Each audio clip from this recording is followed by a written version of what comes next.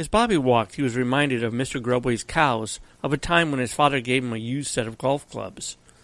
Bobby had no idea how to use these things, but with a bag of 200 golf balls and 20 boxes of golf tees, Bobby figured he would be able to figure it out with a little bit of hands-on research. He spent countless hours watching ABC's Wide World of Sports. Bobby loved the beginning when the skiers wiped out on the jump, and he would mimic the words, "and the agony of defeat." Of special interest to him, though, were the golfing events and times when they would show the anatomy of a swing. Bobby would spend hours practicing his swing in his basement with different clubs. The day finally came that he felt confident enough to go out to the side yard and put targets on the Scottish pine trees. As hard as he tried, he would hit the ball, but there seemed to be little to no control. The ball would slice nearly every time to the right. He never hit the spot, but he kept trying. 1 week later, Bobby's cousin Steve from Plattsburgh came to stay, and they were bored after playing 3 games of Monopoly. Steve asked Bobby if there was anything else to do. Bobby mentioned the golf clubs, and his cousin showed immediate interest. They both went back to the small shed behind the house and dug out the old, dusty red bag and all the supplies. As Bobby was setting the clubs and the tees out in the side yard, Steve looked at him in bewilderment. "Bobby, what are you doing?" Bobby stopped and said, "What do you mean? I'm setting up the golfing range." Steve pointed at the woods. "Here?" "Yes, we'll be hitting targets on the pine trees right over there." Steve pointed at the pasture across Farley Road. "Why not hit some balls down to the brook? That's going to be a lot more fun, and we can hear the balls go, Kuplunk." "I don't want to lose my balls." Bobby saw Steve laugh and quickly responded, "And keep your mind out of the gutter. You're not going to lose your balls. Number one, the balls float. You've seen that stream. It goes pretty slow. If any balls go in, and I doubt you can hit that far anyhow, I'll ride the bike down to where we swim, and I'll get them out. I'll bring them right back here. What do you say? Come on, this'll be great. Aren't you bored?" "Yeah, all right, I guess so." And it was settled. All the clubs were lugged to the front yard, and the best drivers laid out for the players' choosing. Bobby favored a number 5 because it felt good in his hand. Steve chose a wooden one, which was pretty, but abused. The number had somehow been worn off, but it was known respectfully by both boys as the Woody, with many inappropriate jokes during its use. Steve used the Woody and sunk about 3 balls just short of the creek, and about 5 went in. This got Bobby real nervous, so Steve kept his promise and raced down the road on his bike to come back with 5 balls. Bobby made him swear there'd be 5. All of the activity drew the interest of the cows. They were not afraid of people.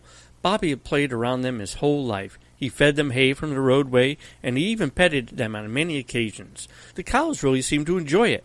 Perhaps this is the reason the cows all moved into position in the pasture, maybe thinking it was time to eat, but they effectively blocked the stream. Bobby was still studying this predicament when Steve got back. Steve was impatient. "What are you waiting for, man? Just shoot." "I can't." "I knew you didn't know what you're doing," Steve said mockingly. "Yes, I do. I'll show you." Bobby put the golf ball on the tee, took careful aim, and whacked the ball. An observer would have said they had never seen a cleaner slice taken on a ball that flew in a perfectly straight line, and the parabolic arc was a thing of beauty. Surely it was destined to land in the stream, but fate intervened, and cow number 46, for some unknown reason, raised his head high to shake a fly off his neck. Bobby's perfect ball landed straight on the cow's nose. The stunned cow turned and ran towards the barn. Steve was on the ground laughing so hard that tears came from his eyes. "Did you see the cow? Did you see the cow? Oh my, did you see the cow?" He pretended he was a cow running. "Do it again, do it again." "I didn't do that on purpose, it was a mistake." "Yeah, right." Bobby got mad. He jammed another tee in the ground. He grabbed a ball from the bag, took careful aim, swung his club back just like they did on TV. He hit the ball with all of his might with the precious number 5 club. The ball sailed through the air as if it had purpose. Unfortunately, cow number 18 took the ball in the rear. She reared up on her hind legs and let out a sound that was really indescribable, but it was loud. Bobby swore a word that reminded Steve of manure. Steve burst out laughing again. "Wow, you are great! That cow just popped a wheelie! Did you see her?" Oh, Bobby had mixed emotions. Steve was an older cousin by 4 years, and he rarely paid much attention to Bobby. But today, it was as if he, Bobby Bentley, was a hero, a champion of sorts. He was a young man with an undeniable skill of being able to hit a cow with a single slice of the golf club. Looking down on the cows, they didn't seem to dislike the activity that much.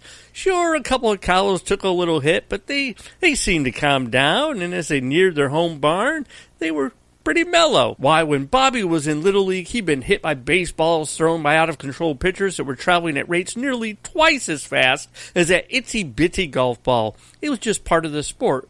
Bobby decided another shot was in order. As Bobby had placed another ball onto the tee, he failed to notice the old beaten-up F-150 that pulled into the driveway at a high rate of speed.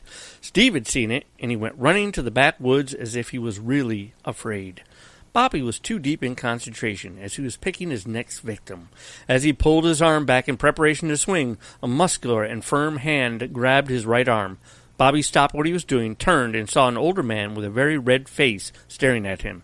It was Mr. Grubway, the owner of the cows, the very unhappy owner of the cows. He opened his mouth, but he spoke through his teeth. "Put it down." Bobby dropped everything. I am, sir.